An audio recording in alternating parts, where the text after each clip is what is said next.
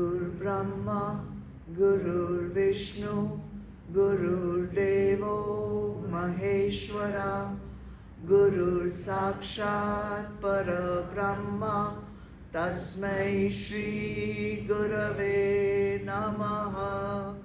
Akhanda Mandala Akaram, Vyaptam Yena Characharam, Tatpadam Darshitam Yena, Tasmai Shri Gurave Namaha.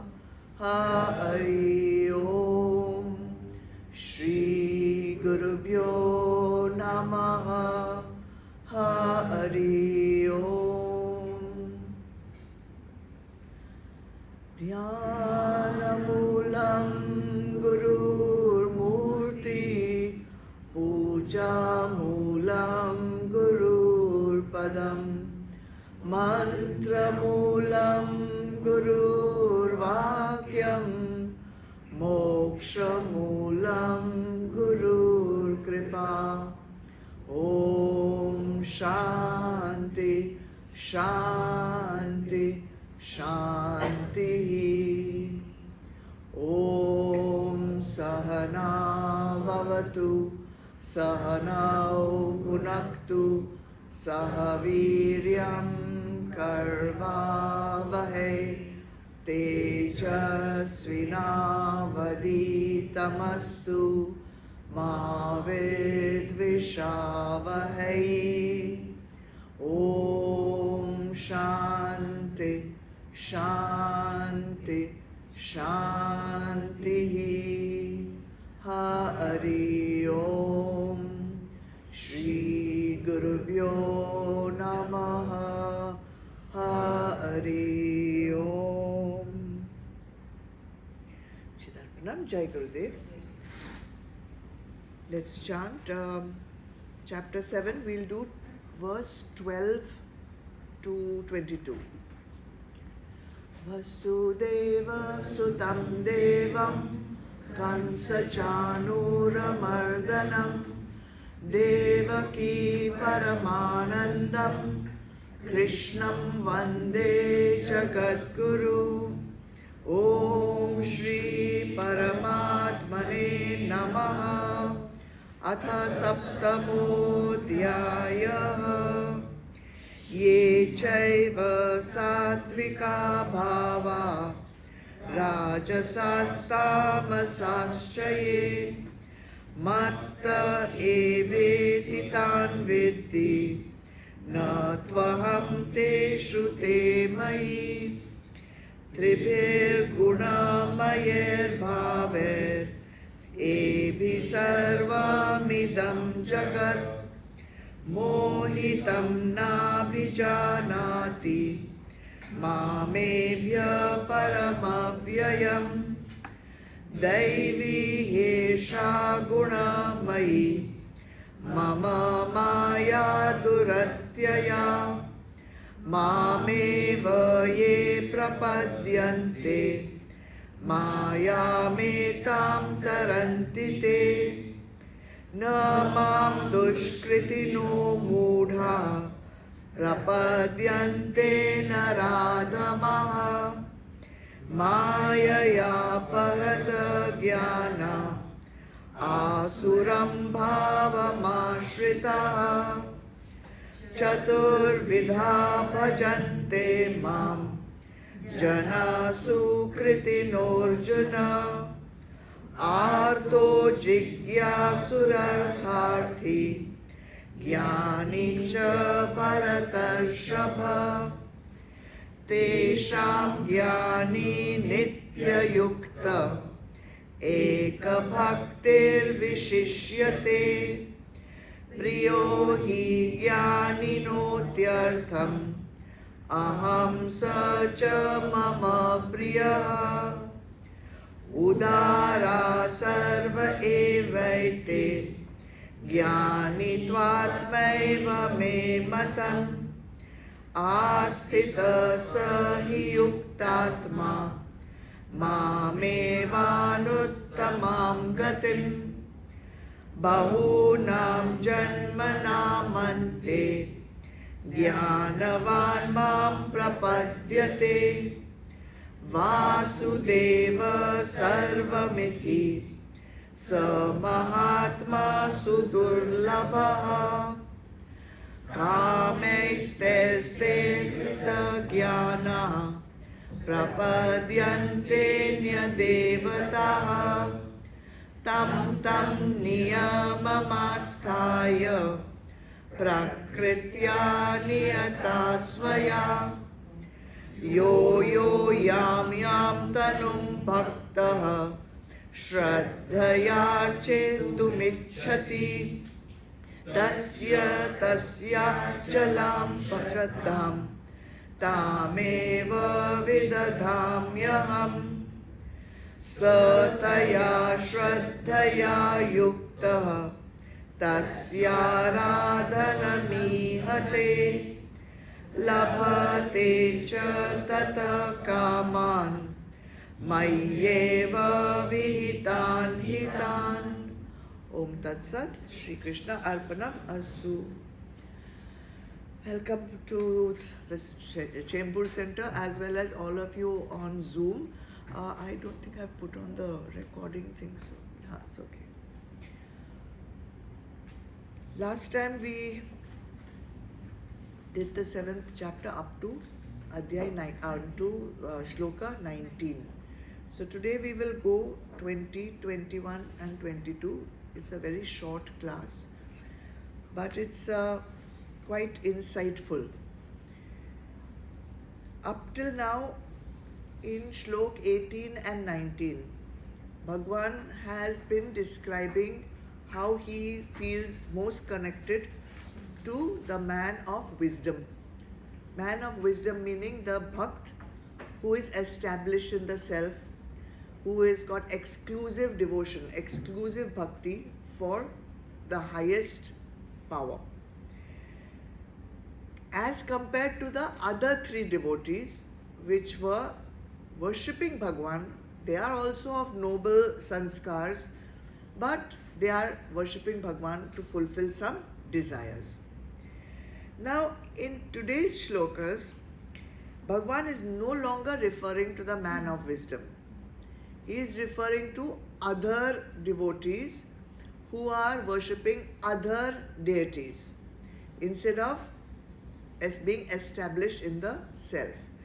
So let's start with shlok number 20. We'll read it once again.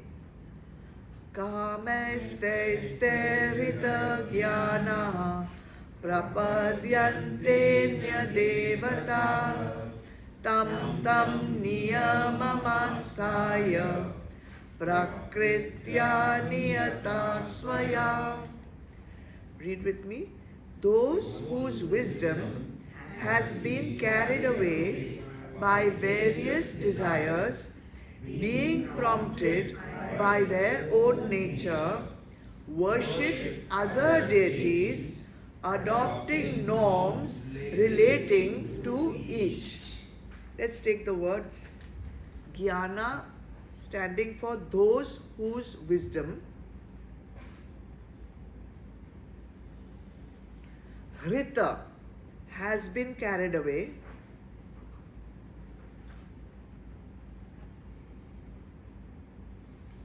Kamaistaiste by various desires.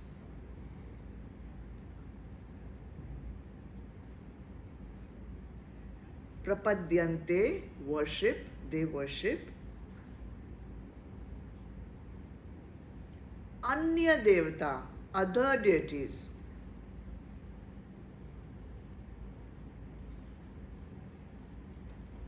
Asthaya, adopting, following.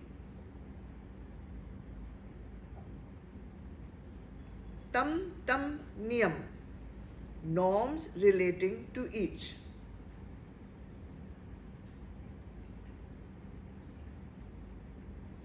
Niyata, prompted by. Svaya prakritya, their own nature.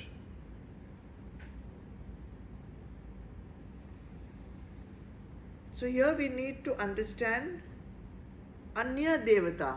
Who are these other deities? So we can see this in two different ways. So we'll see the first interpretation. Maybe the other deities could be the ones that the first three categories of devotees are worshipping. And they are worshipping for fulfilling some desire. Arto Bhakt is worshipping because he wants to come out of his afflictions. Jigyasu is worshipping God because he wants to get knowledge. And Artharthi is either, we can say, worshipping to get wealth or material gains, or just to finish his prarabdha. So we have to understand this other deities in a proper way. The highest manifestation of Brahma, which we call God, is who? Ishwar. Okay? So Ishwar is that power, you can say, that supreme Lord who is in charge of creating, maintaining and transforming or destroying, whichever way you want to take it. And to do all these functions, see, Brahma doesn't do anything, right? So all this function has to be done by Ishwar. So he needs some powers, he needs some energies, he needs some tools to do it. So these different powers are needed for proper functioning of the universe. There has to be heat, there has to be cold, there has to be water, there has to be earth, there has to be so many different areas that need to be functioning. So each of these areas or each of these powers that Ishwar uses has been given a name. Just like agricultural department or water supply department or power supply department. But all these different powers are Ishwar only. They are all his different energies. They are all his own powers that he uses in different functions. Clear? You can understand it very easily when you understand how our body functions, because whatever happens at microcosm level is happening at macrocosm. So we also have many different functions going on in our body, and each function is being powered by a different prana. So if prana, inhaling, apana, exhaling, then vyana, udanaya, samanaya. All the different pranas are doing all different functions, but they are all one only, na? They are mine only. Or you can say power of digestion is required to digest food.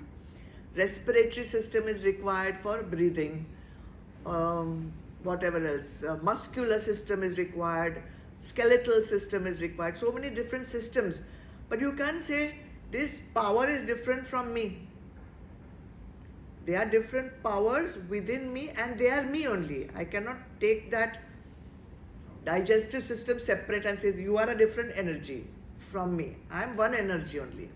Also, digestive system cannot do the work of respiratory system, and respiratory system cannot do the work of digestive system.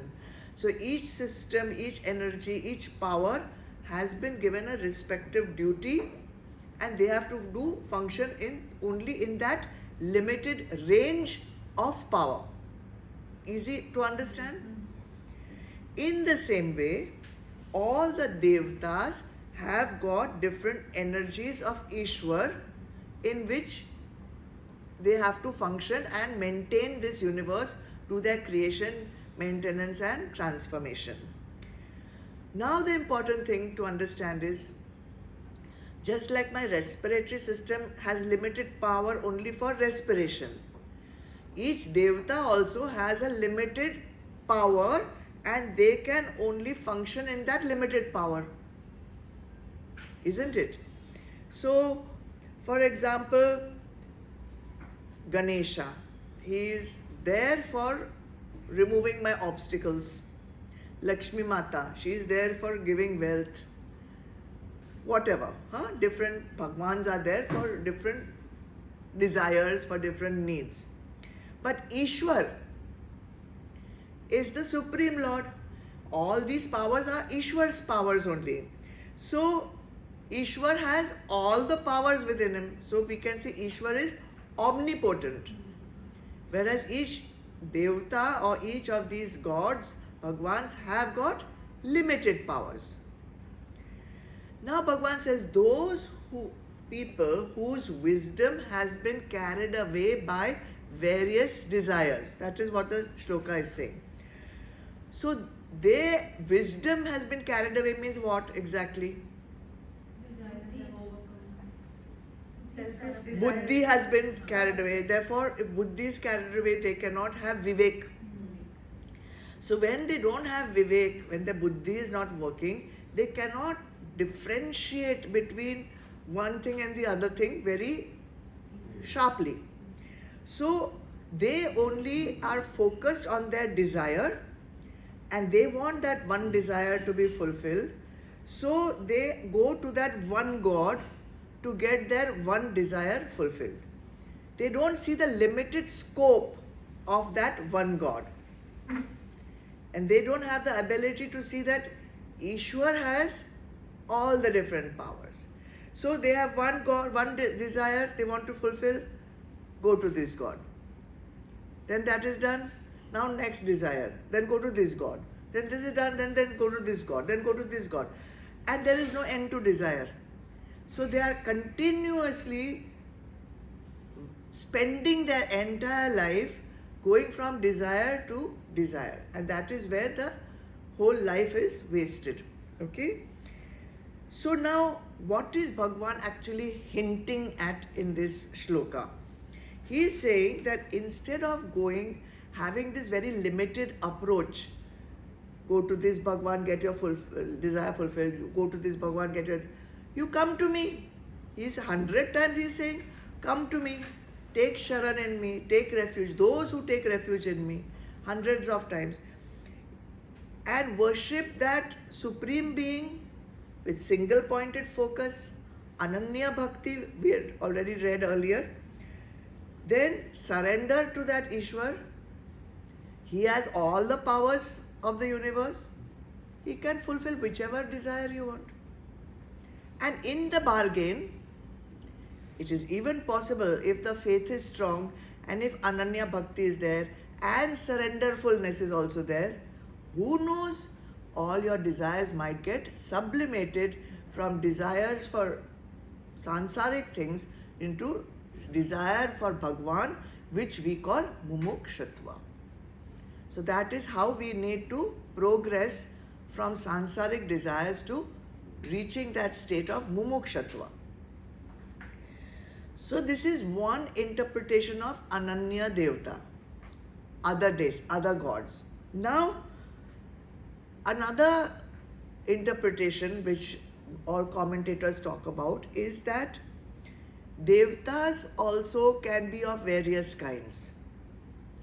So there are Devtas which are of sattvic quality.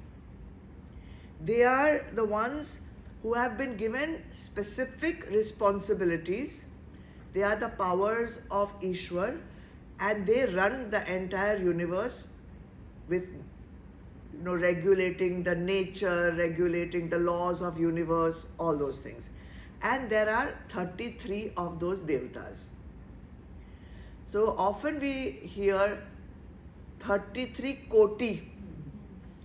And koti they take as 33 crores. Wrong. That is a wrong translation of koti.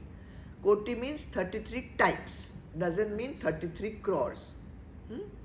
So there are 33 types of 33 numbers of these. If you want to know, last time I gave it to you all. 8 Vasus, 12 Aditya, 11 Rudras, and Prajapati, Indra, all there, 33 of them. They fulfill your sattvic desires. If you pray to them, your sattvic desires get fulfilled in a sattvic way. Means they will fulfill the desires according to dharma. according to ethics, no underhand tactics. In addition to these 33 devatas, there are other deities. They have not been given any specific responsibility, but their job is to help the 33 devatas. So they will also fulfill your dharmic wishes. So if you have a dharmic wish, you have to go to one of these 33 devatas. For that, you want your desire to be fulfilled. Your desire is according to dharma, artha, kama, moksha. Not anything tamasic or anything which is not ethical. But in addition, there are deities with asuric powers. So they have done lot of tapasya and they have got vardhans. And we have heard of all those vardhans, that Hiranyakashipu, very powerful. But gunas are asuric, tamasic. They want the powers to dominate others. They want the powers to remove obstacles in their path. So these are actually asurs and rakshasas. Their powers are evil powers, demonic powers. And sometimes these devatas also, they say, they disguise themselves as these deities disguise themselves as devatas and try to fool the bhakt. They don't follow any law. They don't follow any morals. They don't follow any ethics. They use some sort of esoteric powers, and the bhakt comes, I want this person removed from my life, I want this person killed, I want this person to be something, something, something. Then they will do their whatever, that Vashikaran and all those things, and remove the obstacles from your life. So these are not devatas that a sattvic person would want to use or would want to worship. So then who will worship them? Those who have such gunas only will worship them. So now how will they worship? How will people worship? Tam tam niyama. Tam tam niyama, by adopting norms relating to each. So we have done so many pujas here also. For each puja there is a different norm. This kind of oblation you have to put in the havan. This kind of fruit you have to offer. This kind of mantra you have to speak. This kind of whatever. Different niyams are there with these. So each deity also has a different norm by which you have to worship them. So these asuri ones also have some peculiar norms which we will not go into. So because they are tamasic in nature. So many people say, oh, but when you go to worship this god, you have to put liquor, you have to put blood, you have to offer meat. So you know what kind of wishes you are fulfilling over there. And that is really not an excuse for eating non-vegetarian food. So even when we apply for a loan, we apply for a mortgage, then we also have to fill up some forms. We also have to, give some fee. So here also what we are doing, we are also applying for something. Bhagwan, I've come to apply for a new house. Bhagwan, I've come to apply for a wife. I've come to apply for husband. I've come to apply for child. I've come to apply for this work of mine to get done, that work of mine to get done. Bhagwan says, okay, aisa karo. This is the vidhi. Bring this, bring that, put this, put that. So according to the formalities which are prescribed in the Vedas, these vidhis are done. And who will do them? The ones who have such desires. Now, who will be the ones doing this kind of worship? So it could also be sattvic, it could also be tamasic. So both are counted here in other deities. So who will worship the sattvic devatas?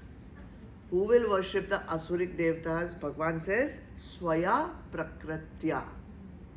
according to your nature, according to your prakriti, according to your guna. According to your guna, you will have a desire. According to your guna, you will find a way to get that desire. Sometimes the desire may be tamasic, but your mindset has become sattvic now. So you will not go to those tamasic ways of fulfilling that desire. You might sublimate that desire. So different kinds of deities will be attractive to different kinds of bhaks depending on the sanskars they have been collecting from previous lifetimes. So last time, when we studied this, I told you that everybody is a worshipper of some kind or the other. Even those who call themselves atheists, they are also worshippers, but their altar of worship is different. Means they worship something else. What would the atheist be worshipping? We'll come to that. So if you are sattvically disposed, if your disposition is sattva, your predominant guna is sattva, you will worship devtas, sattvic devtas. For what reason? For what reason? Sattvic worshipper will worship for what? What? Kalyan, okay. Expressing gratitude. For gaining higher Progressing wisdom. on the spiritual path. Progressing spiritual path. Go within. To go within, that's all same thing. Or even for love of that Bhagwan, out of bhakti. Or each devta has got some specific good sattvic qualities. So you worship that Bhagwan to imbibe that Bhagwan's sattvic qualities. Make me strong. Give me titiksha like you have. Give me shraddha. Give me the path. Show me the knowledge. For imbibing the sattvic qualities, not necessarily anything material. But the bhakt who has rajasic disposition, what will he be worshipping for? Fulfilling desires. Fulfilling the desires, the material gains, wealth, name, fame, pride, all those things, power or objects, vishais. And those with a tamasic disposition, what will they be worshipping for? To harm someone or shortcuts. Shortcuts. Because a tamasic person basically doesn't like to do work. So he says, I'll give this much puja ka thing, you just take away this karma. Shortcuts to avoid karma. So they will, maybe they will wear some taweez. People put on crystals, get crystals or something, some shortcut. Give me a shortcut and I want to avoid my karma. So that will be tamasic disposition. So everyone is a worshipper into various different bhagwans or various different altars. So that's simple what this one Shlok 20 is saying. Let's go to 21. Yo yo yam yam tanum bhaktaha shraddha chit machhati tasya chalam shraddham tameva vidadhamyaham. Whatever celestial form a devotee craving for some worldly object chooses to worship with reverence, I stabilize the faith of that particular devotee in that very form. Okay. So Shlok 20 told us people worship according to their gunas. In this Shlok, Bhagavan is saying, whichever guna and whichever Bhagavan you are worshipping, I will stabilize your faith in that Bhagavan. Take the meanings. Yam Yam Tanum, whatever celestial form.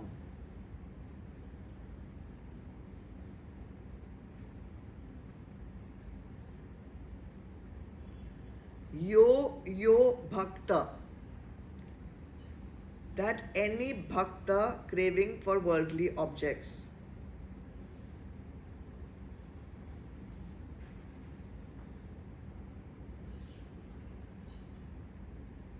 Ichchati, chooses.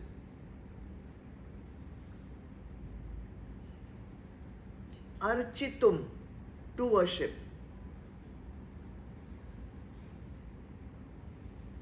Now the key word comes here. Shraddhaya, with faith.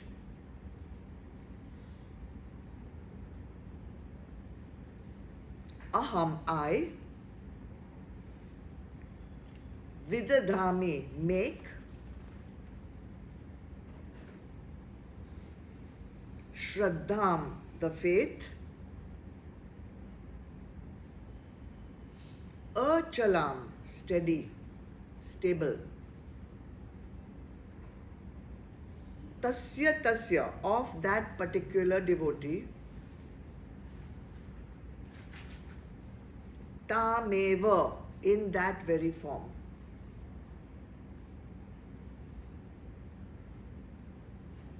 So here we are talking about faith. Now when we want to put on the lights in this hall, we know this particular switch puts on the lights of the stage area. This particular switch puts on the light in the mandir. We know that a particular switch puts on a particular bulb. And every time we use that switch and it works, our faith in that switch or our belief in that switch becomes stronger. The first time we might try 10 different switches. We don't know, we are confused, try this, try this, try this. Again and again, the same switch has worked for the same bulb. So our belief, our faith, our conviction, this switch puts on this light. If we want to feel cool, we have a desire to feel cool, then I have to put on a particular switch on this remote control. If I put something else will happen. Some fan will come on, AC will not come on. So every time I know my belief is put this on, my wish for being cool will get fulfilled. Clear? Simple. I want to bake a cake in the oven. There are so many knobs. I know this knob starts the oven. If I try some other knob, nothing will happen. Nothing will happen in the oven. So every time we try something and it works, our faith in that thing becomes stronger. In the same way, we do puja. In the same way, we do worship. Now, our desire is, we want money. We want money. Somebody told us, pray, go to Lakshmi Mata, pray, do this jap in the middle of the night, do this puja on Lakshmi Puja day, money will come. So you try. But you have to, we pray, Bhagwan says, not just pray, with full faith. With full faith if you are praying, then Lakshmi Mata will answer your prayers. And when Lakshmi Mata answers our prayers, that reinforces our faith that Lakshmi Mata gives wealth. But every time our prayers don't get answered. Why? It's not in the prayer. Right. No faith, first and foremost. No faith only. No faith. Just we are doing the mechanical actions. Our mind is not in the Bhagwan. We are chatting, we are joking, we are doing this, that, we are doing all other things during puja. Our mind is not absorbed in the puja at all. We want obstacles to be removed. We'll go to Ganesha. They will fervently pray to Ganesha. Yes, Ganesha will answer your prayer. But fervently pray with faith, Shraddhavan. Bhagavan says, whenever any devotee prays, worships any deity, because all the deities are who? Ishwar only. So if you worship any of the deities fervently, with Shraddha, with faith, Ishwar stabilizes the devotee's faith in that form. Now the important thing is why? Because that is not the end of the journey. If Bhagavan stabilizes faith in that, then every time that devotee will say, now I want money, now I want this, now I want that, and go on praying. So why is Bhagavan stabilizing the faith in that particular form? Otherwise, he'll be confused. He'll vacillate from one to the other. Okay. It's like a stepping stone. Exactly. It is like a stepping stone in a way. Whenever we get that faith that this Devata is fulfilling this wish of mine, we perceive that power as something higher than us. We perceive that there is some power higher than us, which is taking us away from our limited ego, ahankar. See the meaning of ahankar? Ahankar means aham kar, I am doing. That is the meaning of ahankar, doership. So, by this faith, at least that person is coming out, don't think you are only doing everything. There is a power higher than you, and slowly, the belief slowly moves towards a higher perspective of life. Lifts us out from our limited ego self and also makes us humble, because we cannot do it. So there is a power higher than us, and it strengthens our faith in that higher power. And that higher power, he understands that there is something beyond humans. So automatically it is changing his view of God. In chapter 17, if you'll remember when we did it last time, there are different kinds of faith. Remember that? Sattvic faith, Rajasic faith, Tamasic faith. That time we discussed some things. So when we do action, any action, all our actions are not performed because we have faith. Some actions are performed just out of confusion. We don't know what to do. We don't know how to take a decision. So our actions are performed with doubt. They are performed with confusion. That shows that the gunas prevalent at that time is what? Which one? Which guna? Confusion and doubt. Rajas. Confusion and doubt is always rajas. Confusion, doubt, sankalp, vikalp. So there's movement. Movement means rajas, remember. Sometimes actions are performed just with blind faith. That is tamasic, blind faith. That faith also we don't want. Then what faith do we want? We want sattvic faith. So what is sattvic faith? Faith that makes you do an action out of vivek, out of understanding, out of knowing what is shreya and priya, discerning. So this word shraddha is made up of two parts, shrat and dha. Shrat meaning truth, and dha meaning holding, to hold, from where dharma comes or dhriti comes. So when you have shraddha, you're holding on to a truth that you believe. So shrat means truth. So shraddha means holding on to a truth. But you could be holding on to a tamasic truth. You could be holding on to a rajasic truth.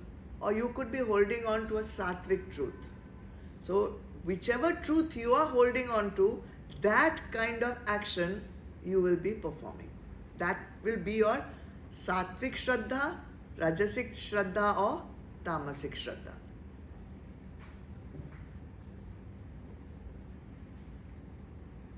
Then there are 3 levels of shraddha also, beyond sattvic, rajasic and tamasic. First, the shraddha comes for sansarik shraddha, we can say. Sansarik shraddha meaning you have shraddha in what? Happiness is in objects in the samsara. Correct. Your sukh comes from the material world. That is sansarik shraddha. Your sukh is coming from material things. This is based on what? Identifying with these. Sanskars. What you have brought. Your sanskars. Your sanskars are there. We are all born with sanskars. And we have not done anything to change them or to improve them. So that's where you are operating. They say, I read, that if you are having this kind of shraddha your whole life, it is called Bhog Pradhan Jivan. Bhog, you're spending your life in enjoying Bhog, Sansarik Shraddha. Little bit better than this is Dharmik Shraddha. Dharmik Shraddha. In Dharmik Shraddha, where is your sukh coming from? Praying, rituals, knowledge, collecting knowledge, siddhis, collecting siddhis, devtas praying, yagnas, dharmik shraddha, better than sansarik shraddha.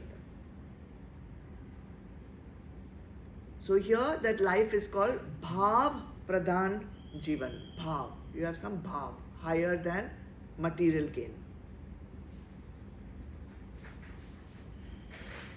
But there is a shraddha higher than this also, and it is called Adhyatmik Shraddha or Tattva Shraddha. Here, Shraddha means faith. So you have faith, what? That Anand or happiness is within the self.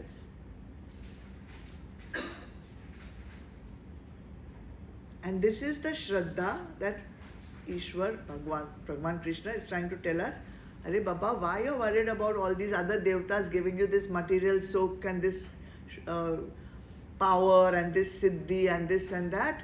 Come to me, take Sharan with me. I will make you find the Anand which is within you. So this Jivan is called Bhagavat Pradhan Jivan. Bhagavat Pradhan. How will this Shraddha get developed? Satsang, Shravan, Manan, Upasana, Vivek, all the Bhakti. Bhakti and Gyan together. Alright. So now we know that you worship according to different gunas. Wherever you will worship, Bhagwan will stabilize your faith in that, so that slowly you can move from sansarik to adhyatmik to tattva shraddha or adhyatmik shraddha. Okay, I'm only going to do one more shloka this time. It's a short class, as I said. Let's go to number 22. Sataya shraddhaya yukta tasya radhanamihate labhate cha tata kaman mayyeva vihitan hitan.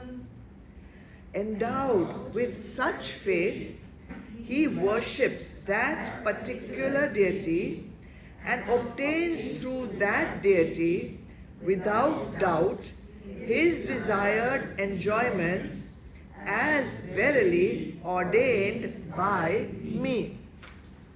Who is this me? Ishwar. Take the meanings. Yukta, endowed. imbued,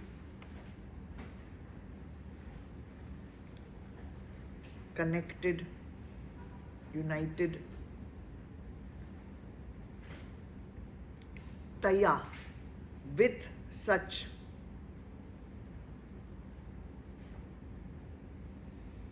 Shraddhaya, faith.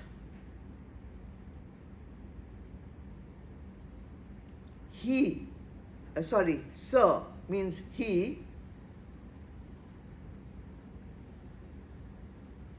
Ihate, performs. Aradhanam, worship, puja. Tasya, of that form. Cha, and. Labhate, gets, obtains. Tata, through that deity. Tan, those. Kaman, desires or enjoyments which are desired. Vihitan, which are ordained. Mayeva, by me alone.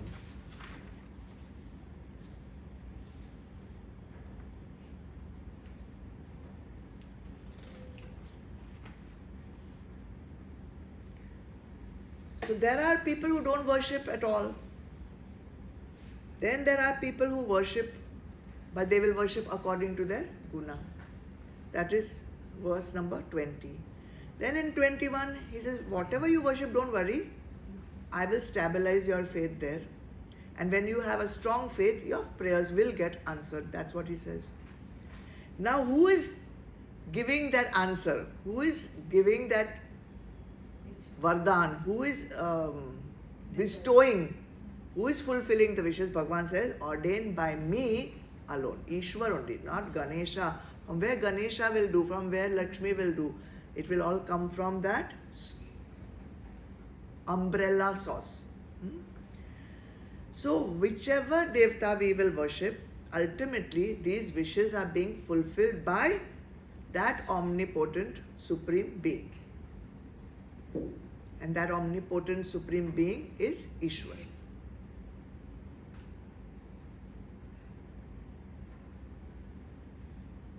So suppose we want to get our road in our, where we live, we want to get that repaired. So we will go to the local BMC officer. He has limited powers. He will be able to do how much he can do with the amount of limited funds that he has, or the time that he has, or how many other duties he has got. And it may happen in a limited way, or it may take a long time for it to happen. But if you go to the maybe Prime Minister or the Chief Minister or the higher up, and you express with fervent prayer, with full faith, then if your request is dharmic, if your request is ethical, then they will have more funds, they will have more time, they will have more resources, your prayers will get answered. So that is what Bhagavan is telling us here. Why are you wasting your time with these paltry little desires one by one, going from one devta to the other devta to the other devta?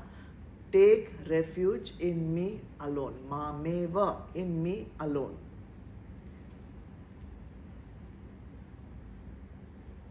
And this we saw very clearly in Adhyay 9. In Adhyay 9, Bhagavan gives a very important shloka, which is number 22. Devotees, however, who solely loving me, constantly think of me and worship me selflessly, to those ever united in thought with me, I bring full security and personally look after all their needs. Yoga Kshema. Whatever my bhakt requires, you have surrendered to me. You are my child now. Whatever you need, I will provide. And whatever you have, I will protect. And these are the two things which we pray for. We pray for what we don't have, and we pray that what we have is not lost. Bhagavan is saying you don't need to pray for anything. Just come and surrender to me. I will provide you with all that you require. But you have to surrender. There should be no I am the doer there. And whatever then Bhagavan decides to give you as prasad, to give you as your boon, then you have to accept that gladly. With prasad buddhi. That's it. Understand that Bhagavan is the source of happiness. If Bhagavan is the ocean of happiness and you take a dip in that ocean, then you will also be full of happiness. No? Because you will be fully covered by the water of happiness, you can say. So what are we waiting for? We want that only. We want Anand only. So there is no need to go for small bits of sukh here, there and the other. Bhagavan has given you the whole secret in chapter 9 verse 22. Has told you how to do it also, and we have already discussed this before. So no need anymore to experience lack in our life. No need to experience insecurity in our life. Bhagavan says, I will take care of everything. Just come and sit with me. That's it. Put your tan, man, dhan, vichar at my feet and everything will get sorted out. According to your karma. According to your prarabdha. And there is also the possibility that the prarabdha loses its potential to disturb you. And though prarabdha continues, you are still experiencing that supreme happiness. And if there is no more fear of lack, and if there is no more anxiety of not having it anymore, then what will be our state of mind? Peace. Peace. Then the mind will be stable. Then the mind will be still. With that stable and still mind, what we have to do? Just be there, and a paroksh anubhuti is there. That's it. Okay? That's all. I just want to leave you with this understanding. Where is my faith? What kind of faith do I have? What am I seeking through my prayers? Because we are all praying, but what are we praying for? And don't be content with small crumbs, because they are crumbs, what we are praying for. Pray for the highest Anand, not for the minor sukhs. Okay? That's it. Go with this thought and see how it can change your life. If you can introspect and see what is my prayer consisting of, and for what reason am I still continuously praying for things. From childhood to old age, we'll go on praying for this and that, this and that, this and that. At some stage, we have to go to the next level. Any questions? Yeah. No, you said there is sattvic truth, rajasic truth, and tamasic. I didn't understand. Sattvic truth, rajasic truth, and truth is what you perceive as your truth. So a tamasic person's truth is, I can get things done in an easy way.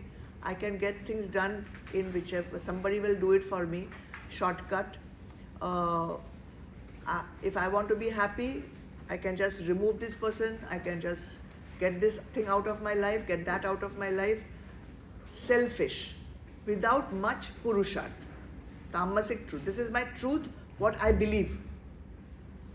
Rajasic truth is, I will be happy when I have this, when I have that, when I have that, and I am ready to work hard for it also.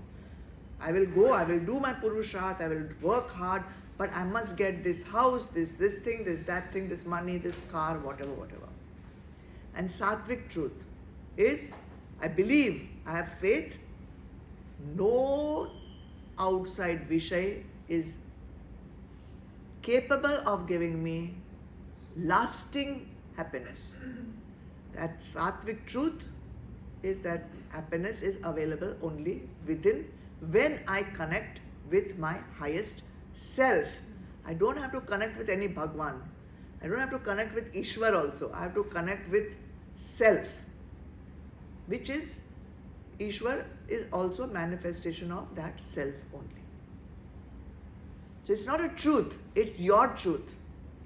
Somebody's truth. Well, the three Shraddhas, Sattvic, Rajasic and Tamasic, is it determined by the Vivek only? No, it's determined by our sanskars, what you are born with. So we are all born with some prakriti, our sanskars from previous lifetimes. If we don't do any work on ourselves, dharmic work, like spiritual work, then that prakriti will automatically, without any effort, become vikruti. It will go down. So if you are born with rajasic and you don't do anything, it might turn into tamasic also. But what we want to do is, with our sadhanas, with our vivek, with our understanding, with our swadhyay, we want to take the prakriti that we are born with and elevate it till it becomes sanskriti. Ma, so when you're worshipping, when you're doing your bhakti, prayers in the temple, you have so many deities, like how we have here. And there is no particular deity that you are worshipping and asking for any desire to be fulfilled. So, what am I worshipping in that case? Because I am doing different kind of mantras, japas. So what are you praying for? What is your prayer? Just the joy of praying. Okay. So then, am I worshipping that? So then you are finding a joy in the prayer, but your joy is dependent on the prayer. Your joy is only during your puja. Yeah. What about the joy before the puja and after the puja? So you don't have to be content that I'm very sattvic and I'm very pious and I'm doing puja and I'm enjoying my puja. Okay, there's something more has to be, your joy is now dependent only at the time of puja. That is the only time you are feeling joyful. So then there is more you have to work on. Understand how is it that I cannot feel that joy when I'm not doing puja? So what can I do to increase that joy? All the sadhanas are there, na? How you are so single-pointedly connected with your vigraha, with your idol in your puja. You're not letting any other thought come in. So can you keep your mind so connected with God when you're not doing puja? But sometimes when you're doing that puja, your mind does run to. There you are. There you are. So even during puja, you are not getting that joy. So you have to see, where is my mind going? And what is pushing my mind here and there? I'm sitting in front of God doing puja, but my mind is going to this one, that one, he said, she said, this one, that one, whatever.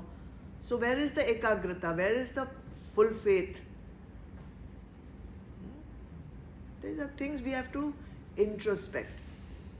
That is why only these 3 simple verses today. Introspect. Where is my faith?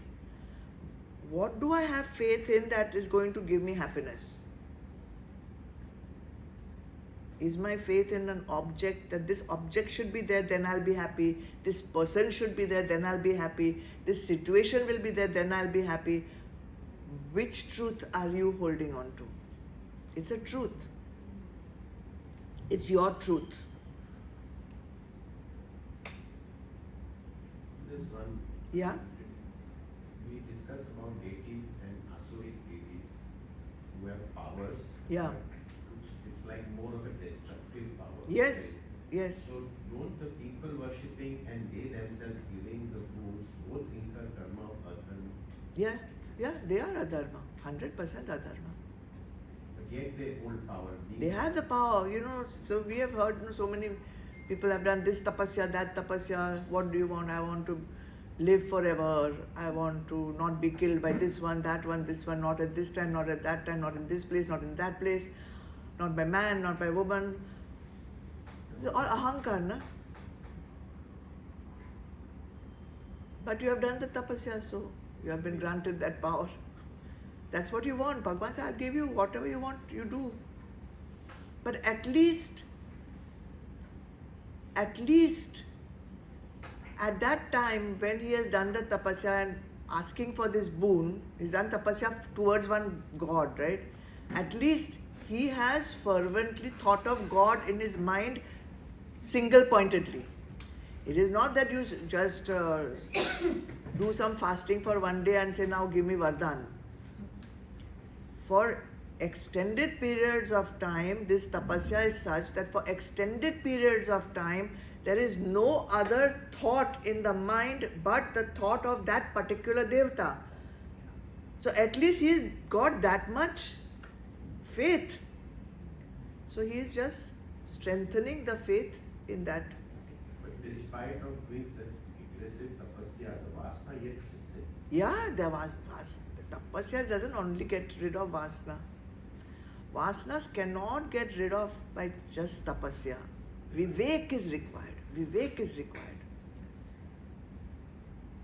Yeah? So Vivek largely would mean determining Sat, Asat, Mithya. That would be the starting point of... Shreya and Priya would be the starting point. Sat is a very dur ki baat. Yeah. First, Vivek you use for determining what is Shreya and what is Priya. Yeah. What is Dharma and what is Adharma.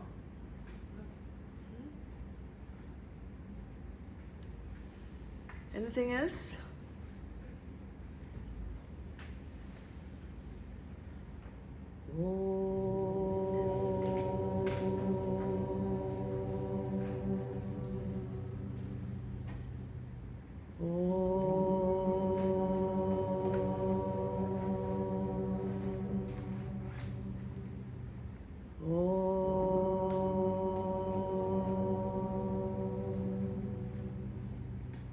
Asato ma satgamaya tamaso ma jyotirgamaya mrityurma amritam gamaya. Om Shanti Shanti Shanti.